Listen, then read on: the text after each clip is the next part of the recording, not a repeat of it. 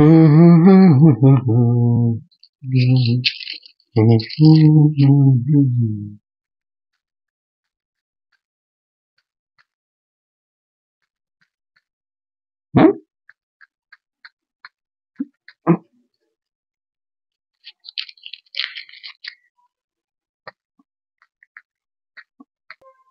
মুকুলদা, তুমি এখানে কি করছো? কি বলছিস? ওর জন্য এখন হাতটা ধরে যাচ্ছে। আমি এসেছি ওই আমার ছেলের মাস্টারমশাইয়ের নামে একটা কমপ্লেন করব থানায়। সেই জন্য এসেছি, বড়বাবু নেই, ওই জন্য এখানে দাঁড়িয়ে একটু চা সিগারেট খেলাম। কেন গো? না, কমপ্লেন করব সেই গতকাল পড়তে গিয়েছিল, গতকাল পড়তে গিয়ে আমার ছেলেটা তো থ্রিতে পড়ে জানিস, একটু দুষ্টু আছে খুব, একটু হাত পা চলে। তো ওই ওদের ব্যাচের নাকি একটা থ্রিতেরই পড়ে একটা মেয়ে, তাকে নাকি ও গতকাল একটুখানি চিমটি কেটে দিয়েছে। চিমটি কেটে ছেলেটা মেয়েটার মধ্যে একটু একটু বাচ্চাদের মধ্যে যেরকম ঝগড়াঝাটি হয় সেটা হয়েছে, দিয়ে আমার ছেলেটা ওর জামা ধরে টেনেছে, ওকে একটু চড় মেরেছে।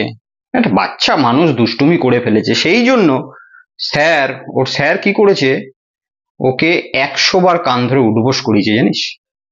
100 বার কান ধরে, একটা বাচ্চা ছেলে, থ্রির বাচ্চা ছেলে, তাকে 100 বার কান ধরে উঠবোস করিয়েছে। তাকে বলেছে এর পরের দিন যদি তুমি মেয়েদের সঙ্গে বিশেষ করে এরকম করো তাহলে তোমাকে কিন্তু এরপরে লাঠির বাড়ি দেবো। আমার ছেলে ভয় পেয়ে গেছে, বাড়িতে এসে কাঁদছে, বলছে বাবা আর পড়তে যাব না, স্যার আমার সঙ্গে এরকম ব্যবহার করেছে, আমি ওই সুদেশ না বলে আমাদের পাশের মেয়েটাকে এরকম করেছি, তো তার জন্য এইটুকু একটা দুষ্টুমি করেছে, তার জন্য দেখ এটা কি উচিত বল? একটা মাস্টারমশাই, সে পড়াতে এসছে, পড়াবে, পড়িয়ে চলে যাবে, ছেলে মেয়েদের মধ্যে দুষ্টুমি হচ্ছে, মারপিট হচ্ছে, সেটার জন্য তাকে 100 বার, আমার ছেলের পায়ে হাঁটুতে ব্যথা, আজকে স্কুল যেতে পারেনি বেচারা। আমি সকালবেলা ওর মা একটু বনভিটা করে দিল, বনভিটা খেয়ে পায়ের এখন ডাক্তারের কাছে নিয়ে গেছে, পায়ের চিকিৎসা হচ্ছে, খুব যন্ত্রণা তো। তোবার 100 বার উদ্বোস করিয়েছে মেয়েকে, একটা মেয়েকে এইভাবে জাস্ট একটু চিমটি কেটেছে, একটু করেছে, বলছি মেয়েদের সম্মান দিতে হবে। বাচ্চা ছেলেকে সব শেখানো যায়? মেয়েদেরকে সম্মান কিভাবে দিতে হবে, মেয়েদের সঙ্গে এরকম করা চলবে না, মেয়ে তোমার বোনের মতো, এইসব শিখিয়েছে। সেই জন্যই মাস্টারমশাইয়ের এগেনস্টে থানায় একটা করবো, যে একটা থ্রির বাচ্চাকে এরকম কিভাবে হ্যারাসমেন্ট করে, কেস করতে হবে মাস্টারমশাইয়ের নামে। আচ্ছা, তুই আরজি করের ঘটনাটা দেখলি? আরজি করের কি বিভীষিকা বলতো ঘটনাটা, মানে মেয়েদেরকে কি করে রাস্তায় ছাড়বে, কর্মস্থলে মেয়েদের এই অবস্থা হচ্ছে, কোথাও পড়তে গেলে এই অবস্থা হচ্ছে, রাস্তা গোটা ভারতবর্ষ জুড়ে এই ঘটনা ঘটছে, কি অবস্থা বলতো? মানে ছেলেদেরকে বাবা মারা আজকাল কি শিক্ষা দিচ্ছে সেটা একবার ভাব। আমি ভেবে তো শিউরে উঠছি, যে শুনছিলাম নাকি 4 বন্ধুর সাথে সে খাবার খেয়েছে, খাবার খাওয়ার পরে তার বন্ধুরা মিলেই নাকি এরকম কোনো কারবার করে থাকতে পারে। ভাব, এই বন্ধুদের শিক্ষা দীক্ষা কি বাড়ি, তাদের বাবা মারা কি শিক্ষা দীক্ষা দিয়েছে মেয়েদের সাথে ব্যবহার করার। এরকম ঘটনা যে সমস্ত ছেলেমেয়েরা করছে, যে ছেলেরা মেয়েদেরকে এইরকম নজরে দেখছে, যারা এরকম কাজ করছে, তাদের বাড়ির কথাটা ভাব, তাদের শিক্ষা দীক্ষা কি নোংরা হতে পারে, তবে গিয়ে এরকম তো কোনো ছেলে কোনো মেয়ের সাথে করছে। ছি ছি ছি, আমার তো গা শিউরে উঠছে ভেবে। তো দেখো, তোমাকে একটা কথা বললি, তুমি যখন আরজি করের এই ঘটনাটা নিয়ে কথাই বললে, দেখো আমি তোমার থেকে বয়সে অনেক ছোট, তাই বেশি কিছু বললে রাগ করো না, কিন্তু তোমার ভাই হিসাবে একটা কথা বলছি, যখন এই তুমি শেষে বললে যে আরজি করের ঘটনাটা দেখলি কি রকম বিভৎস, মেয়েদের সঙ্গে কি চলছে, তা দেখো মাস্টারমশাই, যে মাস্টারমশাইয়ের নামে তুমি কমপ্লেন করতে এসছো, সেটা কি তুমি ঠিক করতে এসছো? একবার নিজেকে প্রশ্ন করে দেখো তো। তুমি নিজে বলছো আরজি করে মেয়েদের সঙ্গে এরকম চলছে, বিভিন্ন দেশে মেয়েদের সঙ্গে এরকম চলছে, আমাদের দেশে সর্বত্র মেয়েদের সঙ্গে এরকম চলছে, তুমি যেখানে এই কথাগুলো বলছো সেখানে বলছো যে মেয়েদের সম্মান কিভাবে আসবে, ছেলে মেয়েদেরকে শিক্ষা দেওয়া দরকার, তাদের পানিশমেন্ট দেওয়া দরকার, তাদেরকে শিক্ষা দিতে হবে, তুমি তো নিজেই ভুল করছো। তুমি নিজে মাস্টারমশাইয়ের নামে, ছেলের মাস্টারমশাইয়ের নামে কমপ্লেন করতে এসছো, ছেলের মাস্টারমশাই কি ভুল করেছে? একটা মেয়েকে, থ্রির মেয়েকে তোমার ছেলে মেরেছে, এটা তো পরিষ্কার অর্থে তুমি তো অস্বীকার করতে পারো না। দেখো আমি ছোট মুখে বড় কথা বলছি, তুমি ক্ষমা করো আমাকে, কিন্তু তোমার মেয়ের, তার মেয়ের গায়ে, একজন অন্যের মেয়ের গায়ে তোমার ছেলে গায়ে হাত দিচ্ছে, তাকে চিমটি কাটছে, তাকে বিরক্ত করছে, সেটা যদি মাস্টারমশাই, গায়ে হাত দেয়নি কিন্তু, তুমি নিজেই বললে যে গায়ে হাত দেয়নি, মারার ভয় দেখিয়েছে, উঠবোস করিয়েছে, উঠবোস করিয়ে যদি 100 বার উঠবোস করিয়ে যদি তোমার ছেলেকে এই শিক্ষাটা দেওয়া যায়, মাস্টারমশাই এটা যে দিতে চেয়েছেন, যে তার যদি ভবিষ্যতের জন্য ভালো হয়, আজকে সে থ্রিতে পড়ে, যখন সে সিক্সে উঠবে, নাইনে উঠবে, সে তো আরো বড় বড় কাণ্ড করতে পারে না?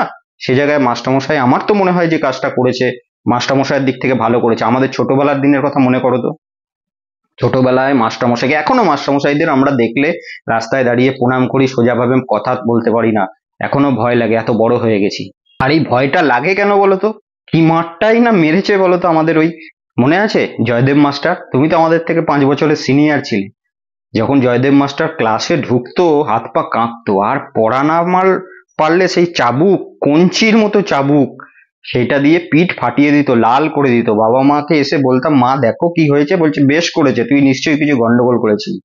এটাই ছিল আমাদের বাবা মা। তার জন্য দেখো আজকে অন্তত পয়সা কড়ি খুব একটা বেশি না হতে পারে, কিন্তু সম্মানের সাথে তো থাকতে পারি।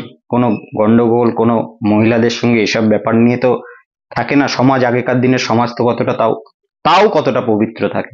আর সে জায়গায় এখনকার দিনের বাবা মারা, তোমার কথাই ধরো, ছেলেকে একটু উঠবোস করিয়েছে, তোমার আতুপুতু ছেলে, বনভিটা খাইয়ে তাকে তুমি ডাক্তারখানায় নিয়ে গেছো, কি শিখবে ছেলে?